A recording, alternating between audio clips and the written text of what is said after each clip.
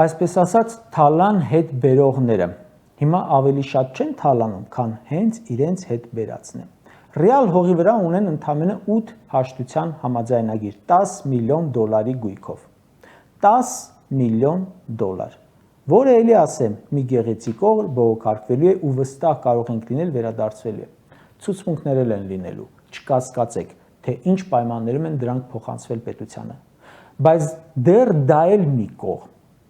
Այնքան որ խոսում են 1.5 Snoop Dogg-ի համերգի փող են հետ բերել սաղ։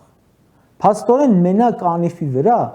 կրկնակի եւ ավելի շատ փող են ծախսել, քան իրենց հետ բերած այսպես կոչված թալաններ։